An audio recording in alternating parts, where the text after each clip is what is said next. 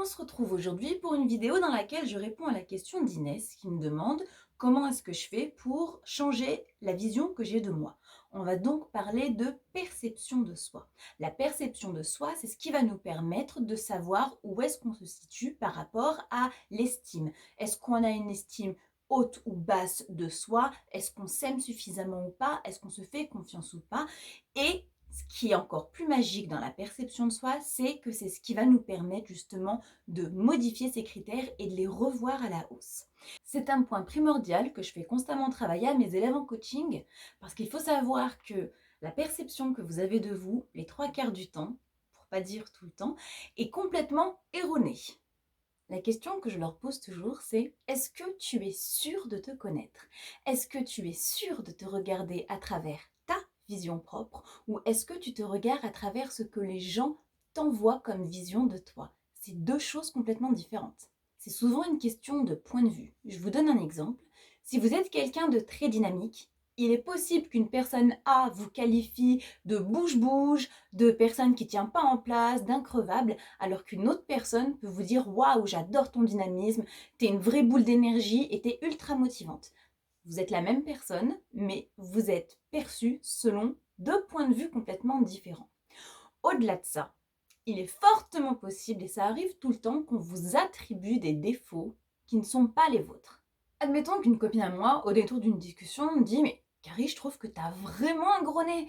Ben, je vais être face à deux options. Soit je vais prendre son avis pour vérité, et du coup je vais m'attribuer son avis, et je vais commencer à me dire qu'effectivement j'ai un gros nez, je vais commencer à complexer dessus, et puis mon nez, je vais plus jamais le voir comme avant.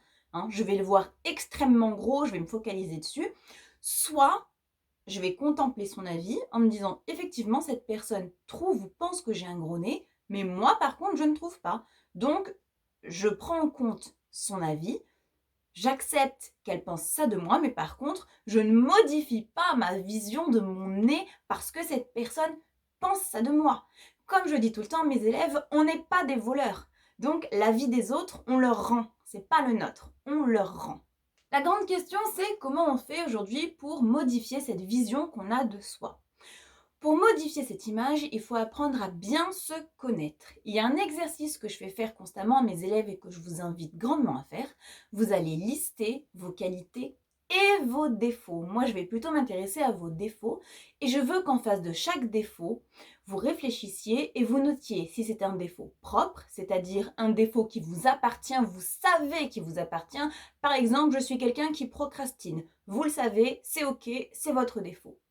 Mais s'il y a des défauts que vous pensez être vôtres parce que d'autres personnes vous les ont attribués, par exemple, c'est possible qu'un jour quelqu'un vous ait dit « Ah mais toi t'es quelqu'un de susceptible » alors qu'en réalité vous n'êtes pas susceptible. À ce moment-là, il va falloir chercher un exemple pour savoir si le défaut est à vous ou si on vous l'a attribué, savoir qui vous l'a dit, quand.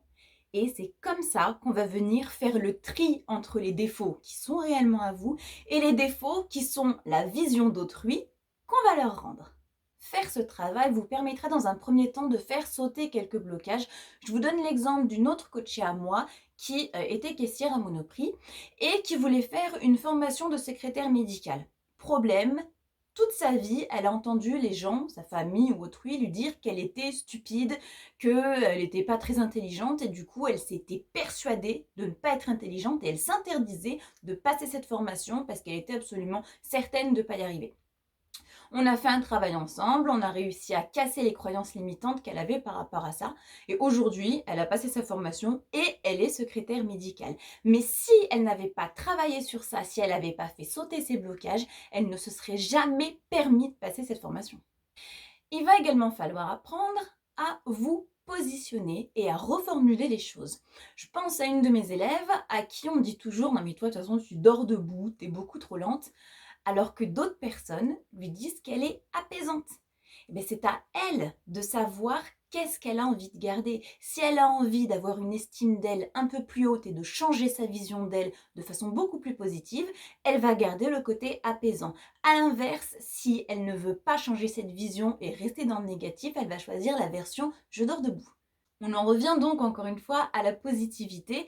C'est quelque chose qui va vous permettre de changer beaucoup de choses dans votre vie et de pouvoir, pour le coup, changer votre image en mieux. Malheureusement, c'est pas toujours facile et évident d'arriver à voir les blocages qui sont les nôtres parce que toute notre vie, ou du moins une grande partie du temps, on les a considérés comme des vérités. Donc aujourd'hui, on n'arrive pas trop à savoir si c'est une vérité ou si c'est un blocage. C'est pour ça que c'est très important de vous faire accompagner. Ce que je vous propose, moi, aujourd'hui, c'est de faire le petit exercice dont je vous ai parlé en entrée de vidéo et de me le renvoyer par mail. Comme ça, je peux y jeter un coup d'œil et puis on peut en discuter un petit peu ensemble. Ce que je vous invite à faire également, c'est vous abonner à la chaîne et activer la petite cloche pour pouvoir être au courant dès qu'il y a une vidéo qui sort dans laquelle il y aura certainement d'autres exercices à faire sur d'autres sujets. Si vous avez envie de parler de quoi que ce soit, si vous avez envie d'une vidéo, vous faites comme Inès, vous m'envoyez un petit mail, on en discute et je vous poste tout ça sur YouTube. D'ici là, je vous souhaite une excellente journée, je vous remercie d'avoir visionné cette vidéo et je vous dis à très vite.